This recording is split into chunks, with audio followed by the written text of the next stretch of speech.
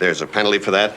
Yeah, you do that, you go to the box, 2 minutes by yourself, and you feel shame, and then you get free. The Chiefs are at home tonight against Cyanosport at the War Memorial at 8. Good seats are still available.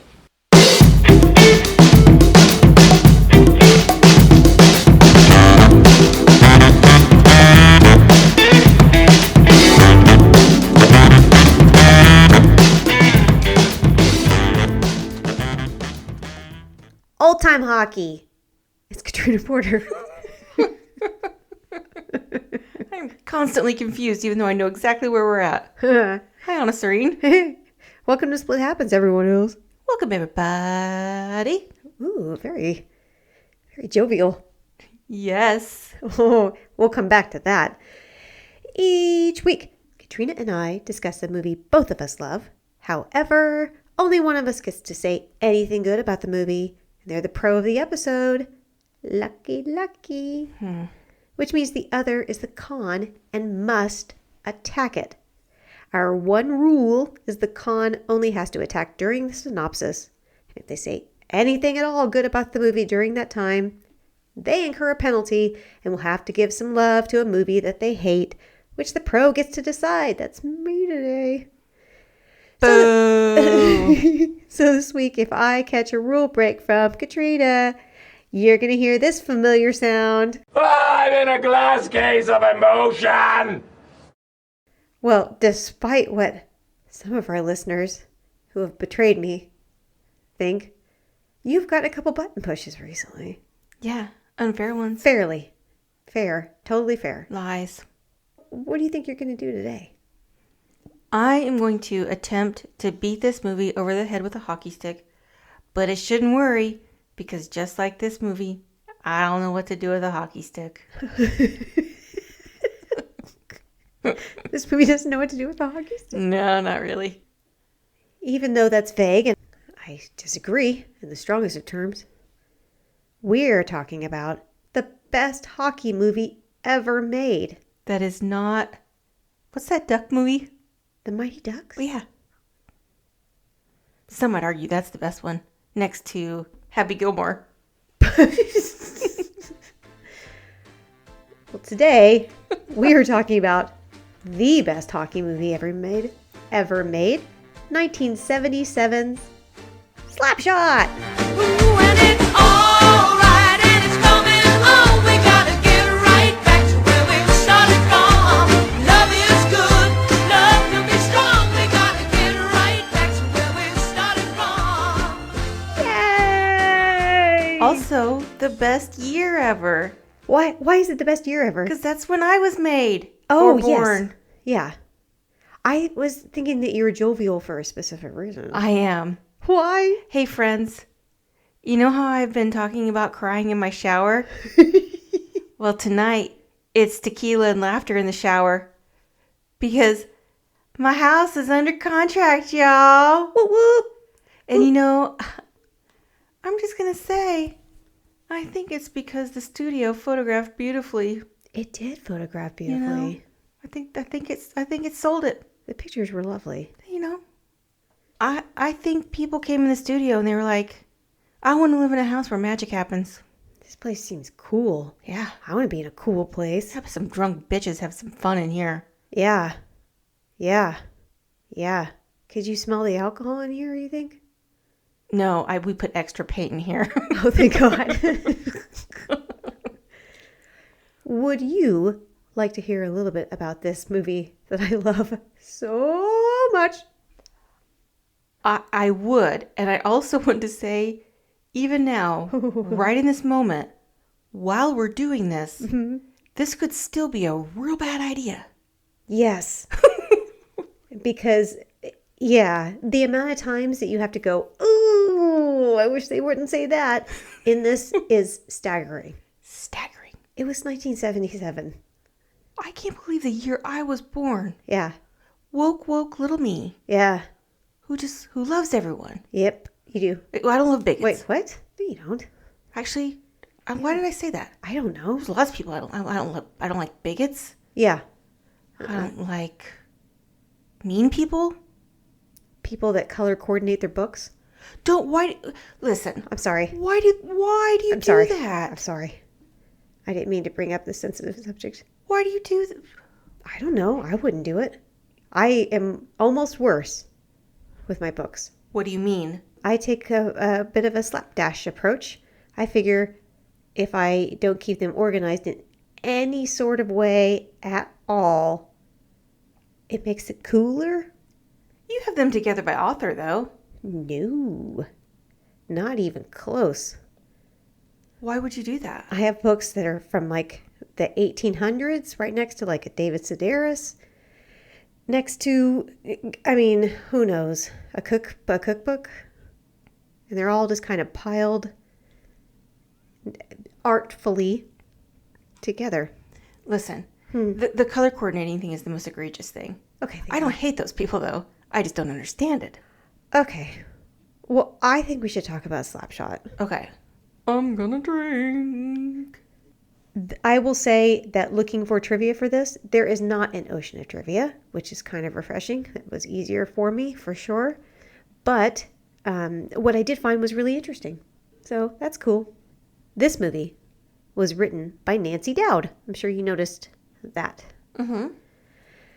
Which is fascinating, because you wouldn't think that a woman wrote this, to be quite frank. Mm-mm. The deal is that Nancy is the sister of Ned Dowd, who played for the Johnstown Jets, which is what the team, the Chiefs, are based upon. Many of the players in this movie are Johnstown Jets players, either former or were current at the time. Oh, interesting. Like I said, Ned Dowd, I think they were about to fold. Okay. And I believe Ned told his sister, like, you know, you should check this out. It's really, really interesting. I think he took like a tape recorder into a lot of the locker rooms and on the road and stuff like that. So she got a really good idea, you know, a good feel for it. But I moved there or like stayed there for a while to write the movie. I mean, a lot of the players, the Hanson brothers. Okay. Paul Newman. Oh, no, the Hanson brothers, the Hanson brother that isn't actually a Hanson brother, Ogie Oglethorpe. Oh, God. Okay. He's kind of the main... Baddie? Yeah, kind of. I mean, he's kind of... Well, kind of, but that other guy... He's more like notorious, like for Right. being like this ultimate baddie. That's actually Ned Dowd. Oh, interesting. Oh, Oglethorpe is? Yeah. Oh. Yeah. Because I kind of thought the guy with like the scars was the bad guy. Yeah, Tim... Is it McCracken? O'Hanrahan? Yeah. The goalie? Right. Well, I mean, the thing is, you don't see a whole lot of the other players a lot. They only play teams a little bit. I mean, he plays McCracken. He's the one that puts the bounty on. Oh, okay. That's who I'm thinking of. Nancy wrote this with her brother. She is actually an Academy Award-winning writer. Oh. The director of this is George Roy Hill. He is an Academy Award-winning director. He has worked with Paul Newman. This is the third movie that he worked on with him. He worked on, he directed The Sting. Okay. And he also directed Butch Cassidy and the Sundance Kid. Nice. Some of the casting for this, it was interesting because there were a number of actors that wanted it or they were considering. Al Pacino really, really wanted this. He wanted the Paul Newman part? Yes. Oh. He couldn't skate. I mean, I don't know if he could skate at all, but for George Hill. Uh-huh. I know. But I want to hear you. I want to keep hearing you say ours. I don't want to say it though. Authenticity was definitely a big part of it. They actually filmed this in Johnstown. He felt like he'd rather have hockey players that were able to skate, and take their teeth out and stuff like that. He wanted that and kind of teach them how to read lines rather than have actors and try to teach them how to skate. Plus, Al Pacino's so wee. He is. I mean, but at the time, if you look at a lot of the players in this movie, like they're scrawny. Oh, no. Don't take away my cons before we get into the synopsis. I have 5 pages of notes. Oh, okay. Some of the other, I really wish I would have written these down. Nick Nolte, I know for sure. I know John Travolta. There were quite a few that wanted the role either of Paul Newman or What about Randy Newman? Randy Newman. Got my hockey stick. Gonna put it in the net. Gonna punch you in the face. We got our first retired of the movie. Oh, shit. Oh, okay. So I'll come back to that for sure. So there were quite a few. A lot of them are actors, that's for sure, but quite a few of them are hockey players. Certainly the baddies that they bring out at the end. Mad Dog, who I loved because he just came out just flipping birds. I'll say that now. That was hysterical. That was hysterical. The budget for this was only $6 million. Checks out. Yeah. It grossed $28 million. Whoa, made It didn't do too badly. Okay. But it is largely regarded as one of the best sports movies of all times. That's non-negotiable. I mean, it's incontrovertible. Ooh, look at you. I know what's up. Paul Newman, who stars as Coach Reggie Dunlop, has repeatedly said that this was one of his favorite roles he's ever played, and he has said that it was the most fun he's ever had on a movie. He really, really enjoyed it. Michael Onkeen plays Ned Braden. Okay. I know he's been in quite a few things. I know him from Twin Peaks. Right. He was, I'll think of it, because it's something very distinctive. Lindsay Krause is Ned's wife, Lily. She's great. You can say that at this point. She is great. She's so funny. hysterical. She was on, you didn't get into Buffy the Vampire Slayer, the TV show? No. She was in my least favorite part. I mean, like the season that it was weird, involved the military. She was a real bitch. She was a real ball buster. Oh, his name was Harry Truman on Twin Peaks. Oh. He was Sheriff Harry Truman. Jerry Hauser is Dave Killer Carlson. I'll come back to that. Struther Martin is Joe McGrath, the general manager. Okay. Struther Martin, which is a great fucking name, by the way, is also has a very famous movie role. Very famous. With Paul Newman, actually. What? He was in Cool Hand Luke. He is the one that said, What we've got here is failure to communicate. Some men you just can't reach. Swissy Kurtz is in this. Yes. Yes, she is. Young Swissy Kurtz. Paul Dooley shows up in this. Briefly. Yes, very briefly. Brad Sullivan is in it. He's Morris. I know you have some things to say about that. Yes, I do. Jennifer Warren, she's Reggie's ex-wife. She was in another skating movie right around the same time. Was what they forgot about the flowers?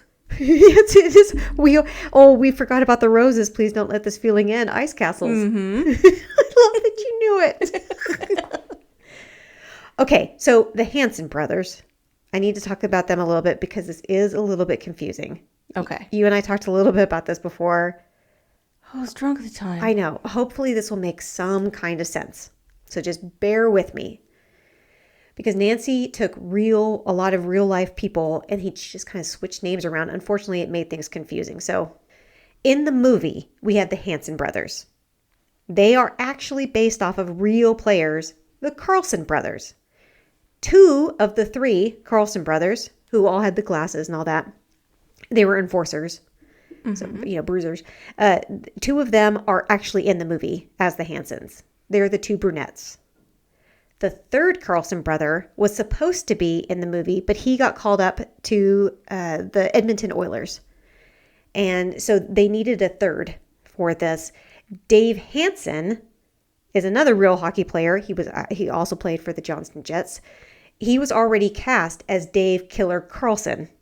I know.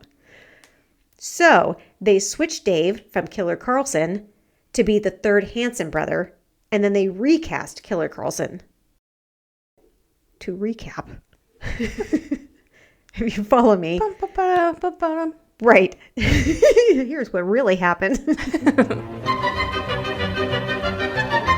The blonde Hanson brother is actually, his name actually is Hanson. The other two, the brunettes, are Carlsons.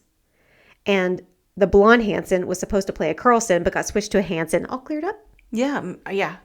Makes perfect sense. Is there anything else you want to say about, oh God, disclaimer.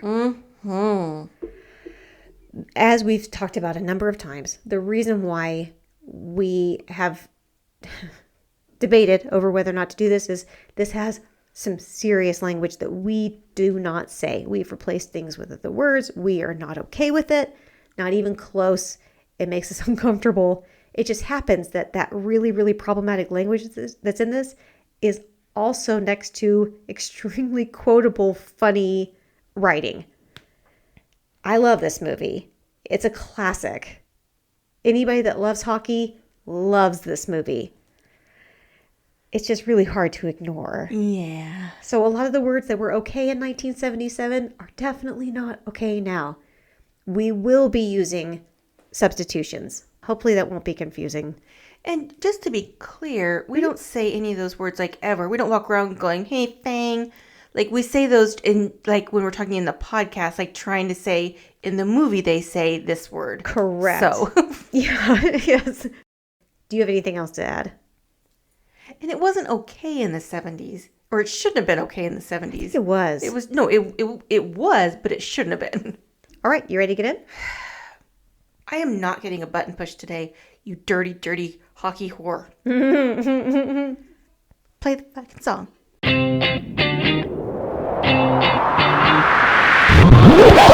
Let the games begin.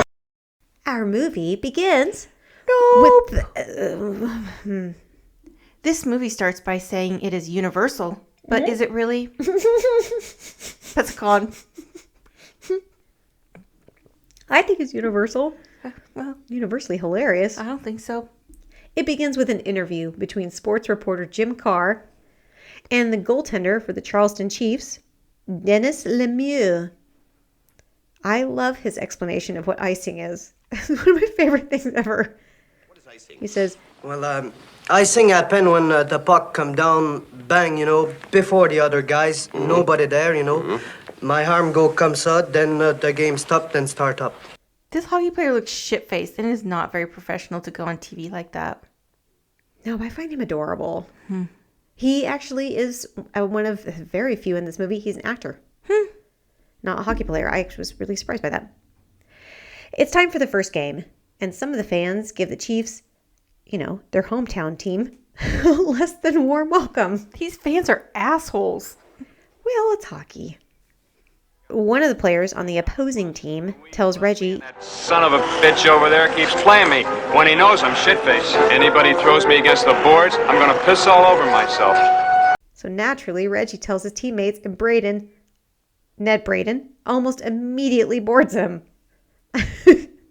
You see the general manager, it's Joe McGrath. I already said he's the guy from Cool Hand Luke. Joe is making the team star in a fashion show, and the guys don't love it. And this is tough because the scene has some extremely problematic language, like we've said, but it also has some really quotable lines.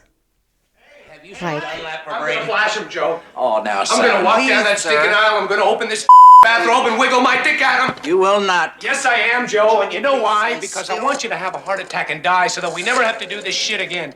He says, You better be prepared because when I yank it out, everybody in that audience, with the exception of my wife, is gonna be running for the exits. More interviews with Jim Carr, and he says another one of my favorite underrated lines in this. He's talking about Ned Braden. He says, Ned Braden, who's a college graduate and an American citizen. Joe McGrath tells Reggie, that's Paul Newman, he's got to go pick up the new players for the team from the bus station. And this movie is about to turn from good to a fucking classic because the new players are the Hansons. And the Hansons did have scripted lines, but they improv'd a lot. And you can definitely tell what stuff was improv and what was scripted. do you know what that scene gives us? What? It gives us our first retired of the movie. Ooh. Oh, you cheap son of a bitch. Are you crazy? Those guys are... They brought their fucking toys with them. Do they need a handler? Yes. Yeah. Do they deserve to be called a derogatory term? Not that one. A different one? Yeah, probably. But they're really good at hockey. But and also, what is the guy, the manager? What is he? Joe McGrath, Yeah, what is he? the general manager. Okay, why is he talking to Reg about masturbating? Why is he talking about masturbating all the time? It's weird. He's saying that, because he says, I'd rather them play with the toys and play with themselves. And they said they're too dumb to play with themselves. Like almost every scene in this movie, I love the scene at the bar. I love it. I love the music in this. I love all of it. Speaking of bars, one of the things I read about this movie, there was a book about the making of Slapshot. It was really, really interesting. One of the things I read in there was how involved Paul Newman was with the actors and the team during shooting. He liked to hang out with them and go drink at the local bars. It was a big thing for him. He was not like a sit in my trailer type of actor. Because a lot of the guys in this weren't just hockey players, but specifically played for the Johnstown Jets, that they were really comfortable with these bars. And I love this one story I read that they were all at a bar and Paul Newman goes up to like a very starstruck bartender to get another round for the group. And then she says to him, do you know who those guys you're sitting with are? They're Johnstown Jets. That's why she was starstruck. Oh, I know. That was really cute. that's good trivia. Thank you. I think it's interesting that he is a good guy because in this movie he is a total dickhead. And that's a con because I don't like it when that Paul Newman is made to look like a real asshole. I think I see him more ornery. Ornery? Yeah, he's a playful little sprite, isn't he? No. No. And we have our first foxtrot of the movie also. I don't recall. I don't have that in my notes. God, maybe Braden's a Did you ever think of that? You crazy? He has a big cock, like a horse. So you can't be gay if you have a big penis? This guy doesn't understand a whole lot. He does not understand a whole lot. He is not the brightest out of this bunch. That should be the most egregious thing to me. But I'm not a great person because the thing that is more egregious to me is that Paul Newman can't dance. Oh, okay. Well, Damn it. it was a difficult song to dance to. Not everybody has tons of rhythm, Katrina. Not everybody can be you, okay, 5, 6, 7, 8. Okay, and Braden is a big fat cheater baby. And his wife needs to be mainlined some Prozac. She's unhappy. It's true. It's true. The fact that Braden is cheating on his wife is terrible. But the fact that he doesn't appreciate that she underlines the fuck scenes for him. She must worship the ground you walk on. Right. They teach you to underline in college. Not the fuck these, they don't. Right. She doesn't even make him read the whole book. But they do make those little sticky notes that you could just put under there. Braden doesn't appreciate his wife. That's a con. He sucks. I wouldn't say he sucks, but he definitely does not appreciate his wife. Not yet. He will. He'll come around. Okay. Trust me. Yeah, when she gets her glow up, he's going to appreciate her. Right. Okay. Reggie wants to know who owns the team. Owns the team. He keeps looking at the manager suspiciously, like, what's happening? He's fucking selling the team, numbnuts. Yeah, they're not picking up on that. There's a number of times in this when Paul Newman's character, Reggie Dunlop, should be picking up on some context clues, and he definitely is not. Usually involves his ex-wife, soon-to-be ex-wife. We'll get to that. Well, Reggie does want to know who owns the team, because he's worried about their status. Correctly. I have a serious question. Uh-oh. Can I drink? Yes. Okay. And I hesitate to ask this question because you're a big hockey fan. Yeah. And we have listeners in Canada. Okay. But I have to ask. Okay. Are all hockey players lunatics? And if so, is there a way to be an effective player and still maintain their sanity? Yes.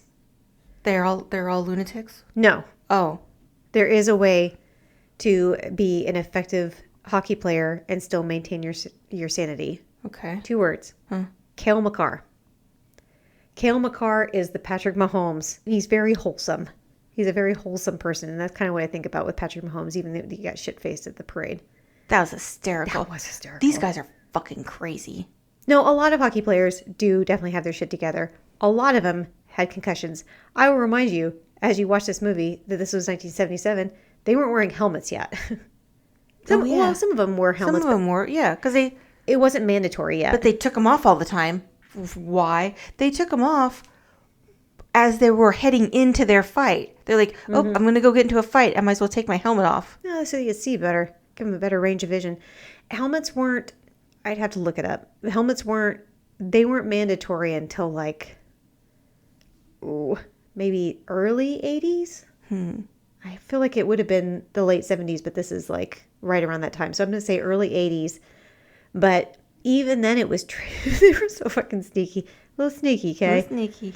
Because the NHL said that helmets were mandatory, but only for new players.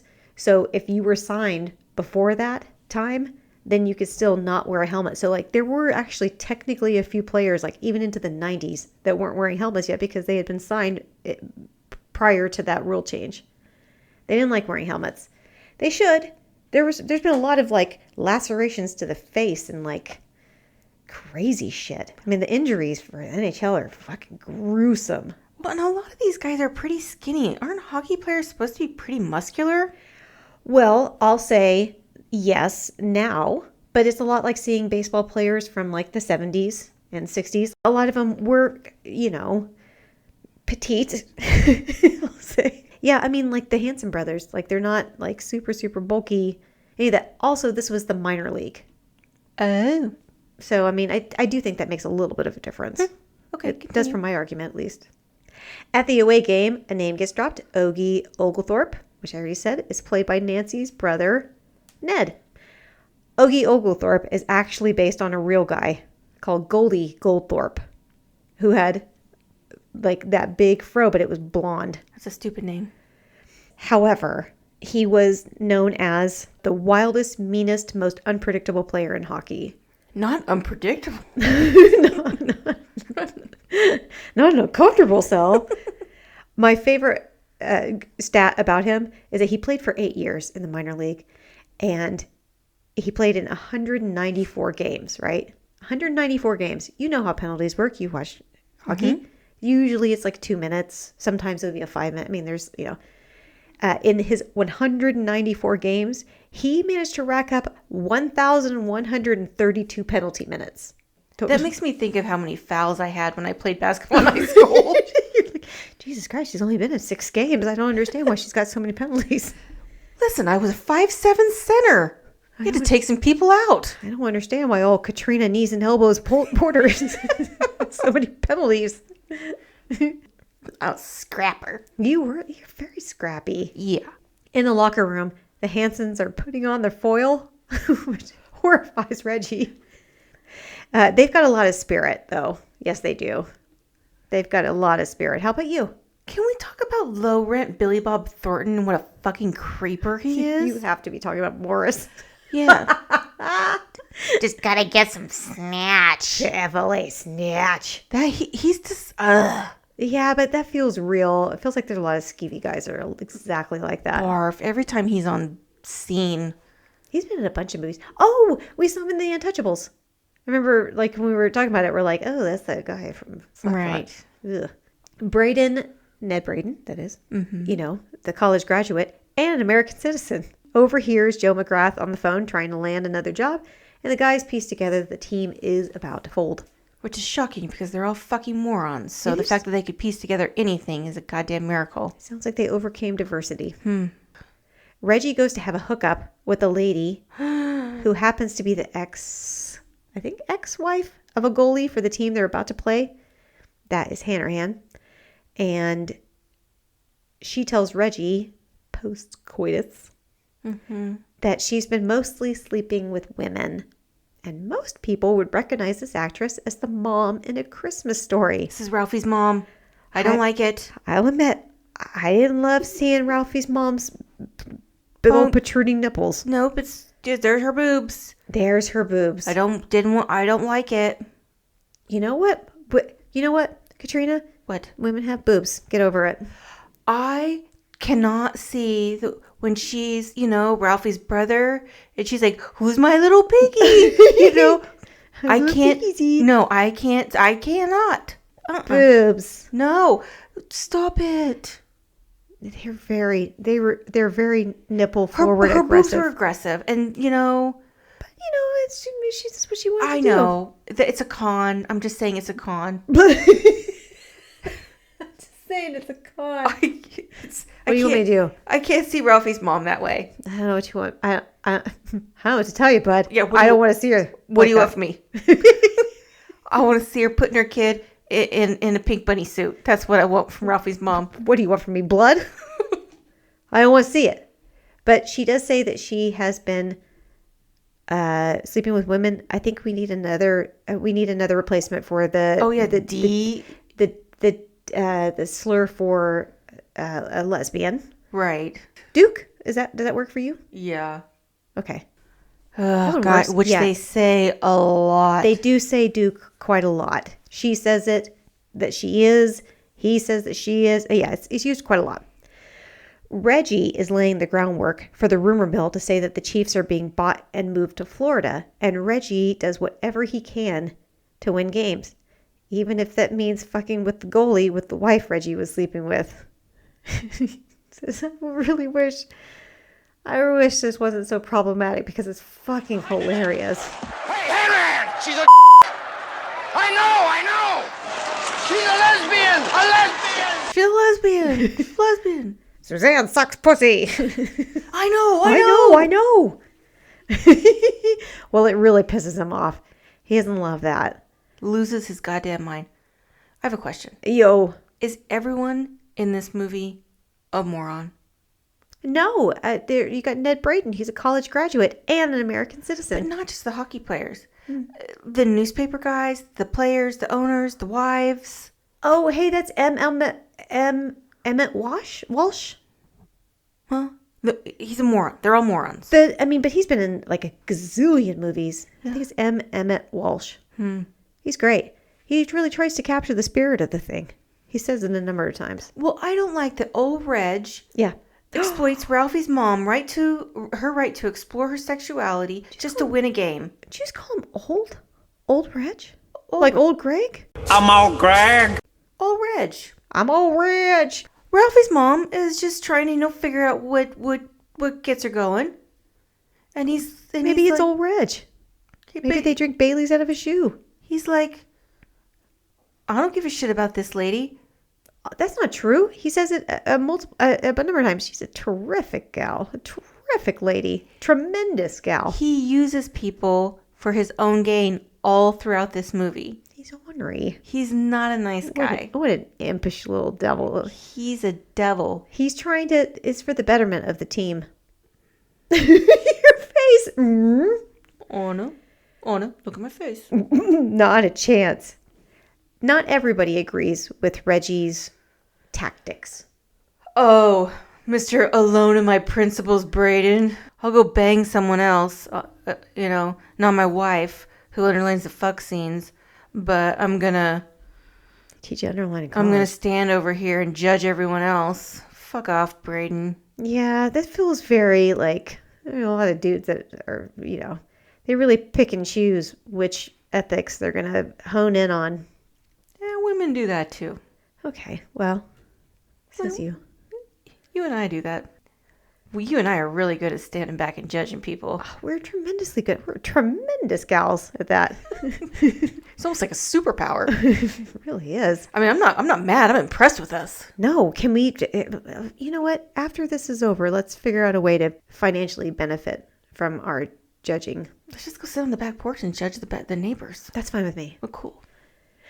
Reggie sees Braden's wife, Lily, in the park. It's another one of my favorite lines. It's from her. She's sitting there and Reggie comes over and he says, Jesus, Lily, there's been 3 rapes and 2 murders in this park in 1 year. She replies, I didn't do it. Also, she sees a dog statue in the middle of the park and asks, What's the story on that dog? And he replies, That's a dog that saved Charleston from the 1938 flood. And what'd she say, Anna? Well, fuck him. Yeah, that's not nice. That dog's a hero. Not anymore. He's dead. That was 1938. That dog didn't deserve that. Well, you got a statue. You know what? With a certain amount of fame and notoriety, you're going to catch some trolls. And this is a troll thing. She's speaking out of anger. She's hurting inside. I know hurt people, but she needs to go to therapy because she's got some displacement issues. She does. Mm-hmm. She does. Yeah. But she's doing her best. She's drinking out of a flask. She's underlining fuck scenes.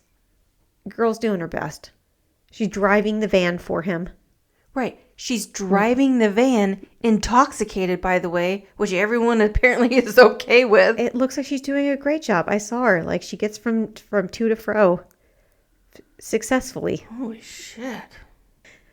Dave, Killer Carlson, reads in the paper about the possible Florida buyout, and Reggie is playing dumb, but more importantly, is the bar patron, who sings to toast the good news. And thanks to closed captioning, I now know that he sings. Do you know what he sings? No. Because it's like, you know what he sings? Cut off my balls, I'll be skating in Florida. Oh my. He really does. That's terrifying. Cut off my balls, I'll be skating in Florida. This movie should be called A Gaggle of Morons on Skates Who Say Pervy Shit and the Three Man-Children in Their Trains. And also hockey. Yay! Right. Are we to the scene where the three homicidal Napoleon Dynamites are in the game? Almost. Reggie, master of psychology, manipulates Killer, who is definitely not the brightest of the fairly dim bulbs that is the Charleston Chiefs. He manipulates him so that he'll be more aggressive on the ice. And since Killer gets beaten to shit, Reggie takes a chance and lets the Hansons play. Thank God. Because it is fucking hilarious. My favorite is when the blonde one, Dave, or I guess he's Jack Hansen, but he goes and he trips, I think, the goalie, and he just skates off, just smiling. One of them fucking takes the referee down. Well, this is the first time these psychotic, bloodthirsty fans are happy. Yeah. Kill the bastard! You know who it was in that scene going, kill the bastard? No. That's their medic. Oh. That's the one that's sewing up Dave's lip earlier. Actually, I really, really like it in the locker room whenever Reggie's about to give the Hansons a chance. But Dave was there. Dave's the killer! Yeah! Dave's the killer. Dave's a mess. He goes, you can't play. Who's going to take his place? And then Braden goes, Is the answer Jesus? I fucking love it. The Hansons take the ice, like I said, and they are a riot. And the scene where Steve Hansen slap shots the puck and it hits the organist in the head, it's the only scene I've been able to show Finn. Because it's just that little part, obvious for obvious reasons. But the amount of times he wanted to watch the guy get hit the head is staggering. I like the scene with the ice dancers. You know, the pinwheel of the ice extravaganza. Low rent Billy Bob Thornton is disgusting, and I hope he gets an ice skate to the head. Well, Dennis agrees with you. He says, you make me sick when you speak, Morris. I hate him. I love that they are heckling her on the ice the exact same way that you and I would be. Not out loud. To each other, for sure. Move your ass. Of course, but we wouldn't say it where she could hear it. Well, it's part of the fun. Okay. So, now is the point with the Hansons' pre-game skate. And it is definitely my favorite part of the movie. This is the pre-game skate. Nothing is, all they're supposed to do is just warm up by skating around in circles or whatever. As they're skating around, one of the opposing players makes the crucial error of mean mugging Steve Hansen. As they're going around again, Steve Hansen cold cocks him, and then all of the players start fighting against each other. This is before the game has even started. The next thing you see is them on the ice, bloodied as hell, listening to the national anthem. And then the ref comes up to him, who's super agitated that all this shit has happened before even game started, and goes up to Steve, and he's like, I got my eye on the three of you guys. For one thing, you're out of this game. Now I run a clean game here. I have any trouble, I'll suspend you. and then Steve just goes, I'm listening to a fucking song! I'm listening to the fucking song! I don't remember that. You don't? No. It's my favorite part. I can pull up the clip if you want. No, thanks. It seems like this is a good time to point out that there is not one person of color in this entire movie. Not one. Not one. It's Pennsylvania in 1977 in a hockey setting. Okay. I mean, now it's more diverse, thank God. Well, if you want But to go on the it record wasn't. saying you're okay with it, that's fine. I'm not saying I'm okay with it. What is this? Stretching. That's just how it was. I'm sorry that hockey didn't gain its diversity until later. Well, I'm sorry you didn't like diverse sports. That motherfucker Evander Kane that I hate so much, he's black. So the one black guy in hockey you hate. There are quite a few persons of color in it. It's just that one. I fucking hate him. Continue. Has nothing to do with his race. Hey, check it out. It's Paul Dooley. That's exciting. He's an announcer for that because they're at an away game. Uh-huh. And then at the game, a guy in the audience throws his keys at Jeff Hansen, and the team jumps into the stands and fights the fans. And I believe this is based on a real story. There's actually multiple stories that... Actually, now that I think about it, this is based on a specific story of somebody throwing their keys and hitting somebody in the face.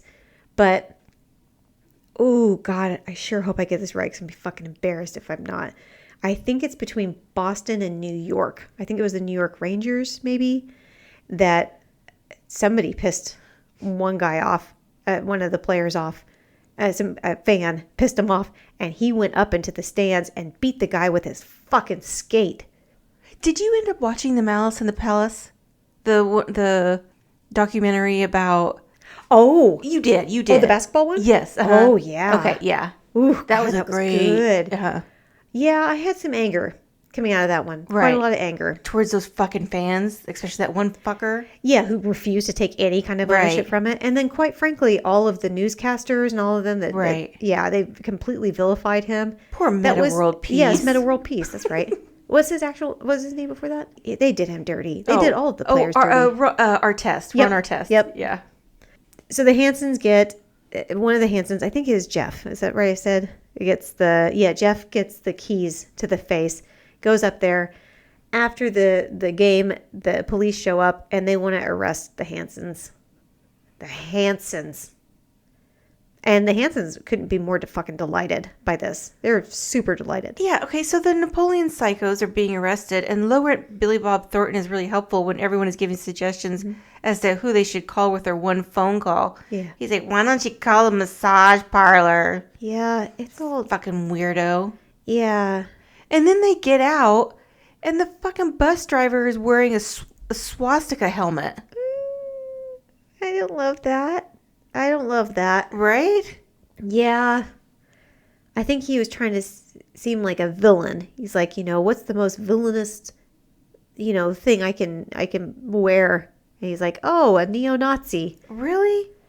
And the soundtrack is depressing. The soundtrack is fucking rad. No, the song that is playing right now, I think the lyrics consist entirely of the word sad, only occasionally accompanied by the word it's. Well, the rest of the soundtrack is a fucking bop. You got the, and it's all right, and I'm gonna get it right back, maybe started from. They played that one a bunch. They paid a lot for that one. And then also, sad, sad, sad, sad, sad. It's sad, sad, sad, sad, sad. I have another question, though. But is it? What is Reg's motivation with Braden's wife? Is it to bang her? Or... Well, she says he really does like her and he feels bad for her, but also he's, as a lot of things that Reggie does, he is trying to use that relationship to rile up Ned. Because he's a manipulative prick. Because he's just solo focused on the success of the team. He's just so non-self-serving. Oh, really? Selfless. Right. And that's why he lies to his ex-wife? Yeah. He tries to win her back by lying about the team moving to Florida? Mm-hmm. Uh-huh. Mm-hmm. But she's been with him. She knows better. Yeah, that's why she doesn't buy his bullshit. No, she doesn't. She's a smart gal. Well, we have another foxtrot. Probably. Yeah, no, we do for sure. And then Reg blackmails the manager by kink shaming him. He does kink shame him. He does. He uses some shady shit on Joe McGrath to blackmail him into giving him the name of the owner of the Chiefs. Reggie has an interview with Jim Carr and tells him he's putting a bounty on the head of Tim McCracken. He's the coach and player for the Syracuse team, who they're about to play. And I believe this is the playoffs. It's the beginning of the playoffs, Syracuse. Reggie benches Braden for not gooning it up. And that really pisses off Braden. He goes up to the press box to talk with Jim Carr. He talks to him about the false hair that Jim Carr wears. It's not nice. It's not nice. It's not nice at all. Sometimes truth hurts. That's what Lizzo says. Are you calling Lizzo a liar? Don't bring Lizzo into this. But then Reg decides what Braden's wife really needs is just a glow up. Let me ask you this. What? Does it help her? This is such a nonsense. This flames. This. Yeah. Like, what did she look like when he met her? He thought that she could benefit. She's depressed. She's drinking herself through her feelings. So he's like, you're not hot enough for your wife to want to, for your husband to want to sleep with you. So if you just go get hot again, then he'll want to sleep with you, and that'll make everything okay. 1977. Blame yourself in the year you were born. How dare you? But it works. It is what she needs. And You're not also, okay. Reggie's ex-wife says that if she does her cheeks better, if she contours better, she could look like Cher. Honest, Reen. Yeah. Let me ask you a fact-based question. Is or is not Boy, is this a question? Braden a cheating asshole? He's got some infidelity issues, yes. Okay. Thank you. I rest my case. Oh. Well, I mean, I can say that he's a cheater. He's a no... I know he is. It's in my clue book. Prove it. Reggie is finally able to meet the owner of the team.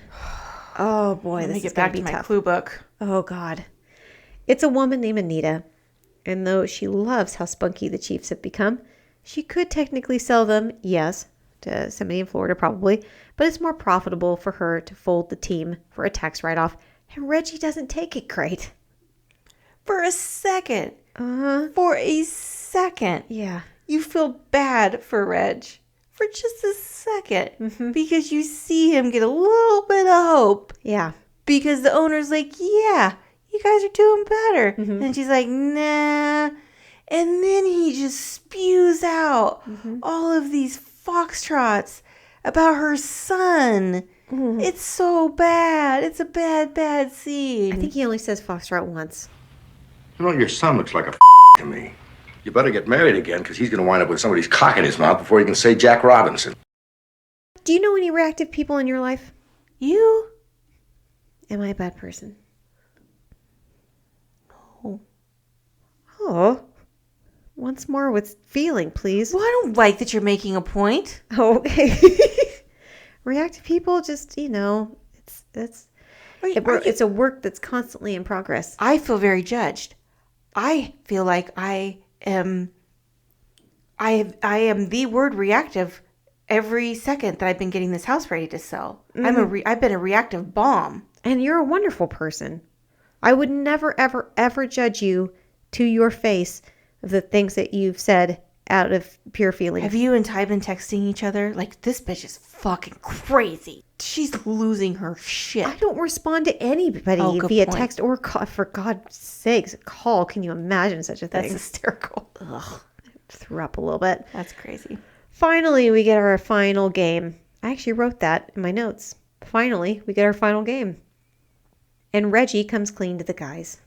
It's not going to be a Florida sale. He made it all up. He tells them they should go out with dignity. Old-time hockey. Oh, cool. So Reg has decided that they're going to win the championship fair and square. None of this wrestling shit.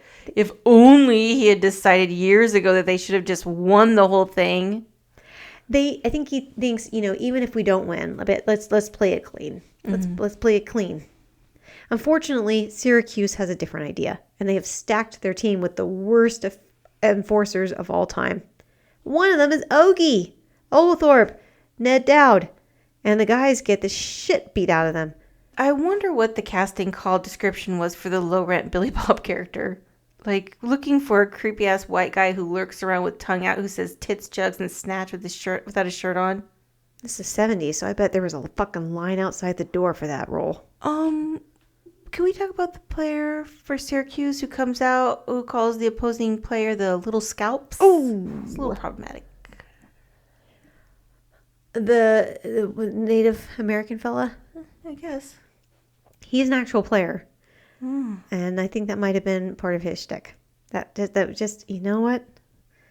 That was a thing. I will point you towards even the early 80s, mid 80s, possibly even the late 80s, that the WWE, although it was the WWF at the time, had the Iron Sheik. People got away with way too much. I will say that. Way too much. More than they should have. In summary. Information. At the end of the period, Joe McGrath comes into the locker room like, what the fuck are you doing? There's scouts out in the audience, you idiots. And then Reggie takes a second and just says, scouts? I have a real complaint. Oh, yeah. It's about the Chiefs' colors. The Chiefs' colors are blue and yellow, which are Sweden's colors. Yeah, it's also the colors for What Happens. Trademark. This is a con because Sweden is like your sweet aunt who smells like brandy and sugar. Uh-huh. And hockey is like your drunk uncle who got laid off from the mill through no fault of his own. Huh? So I don't like that they are Sweden's colors. It's a con. Fair enough. Do you know that Sweden has one of extremely competitive hockey? Like they're in the Olympics like damn near every year. But they're nice. Every they're time. Nice, right? They're friendly. Sweden. Yeah. I mean, they're hockey players. Mm-hmm. I mean, Gabriel Landeskog. Yeah. He's scrappy, as all hockey players are. But I mean, Peter Forsberg. I mean, there's a lot of Swedish hockey players. Fighting is just kind of part of the gig. It's tolerated by the coaches, by the owners, by the referees, by the NHL. But do they put pastries in their lockers afterwards? You mean like a Swede would? Yeah, that's what I mean. No, Swedes don't do that. I'm sorry. I think they do. I read that. Only if it's a fika. Ooh. They got to take a break. Have some snackies. When it comes back to the game, after Reggie's like, scouts? The Chiefs have dropped all pretenses of old-time hockey, and the game just becomes a bit of a farce. Because everybody's just fighting each other. It's silly. They're not actually trying to win a game. It's no longer about a game. It's just about fighting, and so it's some carnival shit.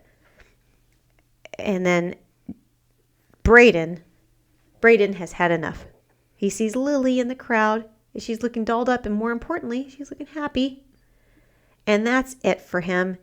He drops his gloves, and then slowly all of his clothes, and he does a strip tease because he's saying, I might as well. This is all ridiculous. This is all clown show shit. I might as well. And that kind of turns things around for everybody. I'm not sure whatever attracted him to hockey to begin with. He's good at hockey. Because he never seemed to like playing hockey. Well, Michael Onkeen is Canadian. And he never seemed to really like his wife until she was completely different than herself. No, she was happy and healthy before, and when they got married, she was happy. But then they moved to this town. She's depressed. She doesn't like life as a hockey wife. It's not particularly fun. None of the other hockey wives look happy. Maybe even the ones that are content with their life are still fucking miserable. Maybe she wasn't happy because her husband was cheating on her. Maybe. I don't know. Yep, that was it. Oh, okay. My sources, my clue book says that is correct. Yeah, that's what it is. Yes, that's what it that's is. correct. That's the end of the movie. It's done. Yes. It's over now. Ha No button push. Yeah, you didn't get a button push. I'm back on track, baby. I'm back, baby. And the next 3 movies are mine. I'm gonna get you, fucker. Nope, I don't see that happening. I've been messaging with Keith. I fucking never get a button push. You're gonna. Well, have fun with that. I'm good at distractions. Diversions. The goalie is hysterical. Dennis? Yes. He's so funny in this movie. He really is. He and one of the other players, I can't remember what his name is, but I know they did the dubbing for their voices in the French version. But it's interesting because it's not like French that they dub over. It's Quebecan. Ooh. Which is kind of important. You don't see that very. I mean, I guess in the dubbing world that doesn't happen very often. So it's a bit of a point of pride. How was the only accent you did in this whole episode Randy Newman? Randy Newman. Well, now I'm thinking that because we did this one, we could do 16 Candles. Because this one was way worse than 16 Candles. Okay, so here's what I propose. Okay. Rather than ask people about their favorite sports movies or hockey movies, I don't want to hear it. I just don't. I want to get a poll out there, and I want to hear. Of course you do. I just want to go down on a poll. And No, I don't. No, I really don't. It's, God damn it. Sounds exhausting. I want to hear if people think we should do 16 Candles or not. Yeah. Let's get some votes. Mm-hmm. And if you don't think we should do that one, but you think we should do a different John Hughes movie. I mean, Uncle Buck is great. Yes. Planes, Trains, and Automobiles is great. It's just depressing. Often, Breakfast Club, I could definitely quote that one from start to finish. Yes, Serial. But yeah, the criticisms for that are just depressing. Yeah. Well, I look forward to your movies. I'm going to train extra hard. And I am going to work so hard to get button pushes from you. I'm going to put so many notes in my notes. Yeah, good fucking luck. Look, it didn't do shit for me. Well, I mean, be better. Okay. Oh, it's so much fun. Thank you for letting me do this movie. I just truly love it. And also, hockey playoffs, y'all. Let's fucking do this. I'm very, I gotta be honest, I'm really, really sad that the first round is us playing against the Seattle Kraken. I like them a whole lot. Speaking of plucky teams, I like them a whole lot. I really, really wish that we weren't playing them first. Sorry. But I'm very happy that my beloved Colorado Avalanche won the Central Division. Yay! It doesn't matter. We're going to lose against the Boston Bruins. Everybody is. They're so fucking good this year. Wah, wah, wah. Yeah, it is what it is. All right, until next time, Katrina Porter. See you then. Bye, everybody. Bye.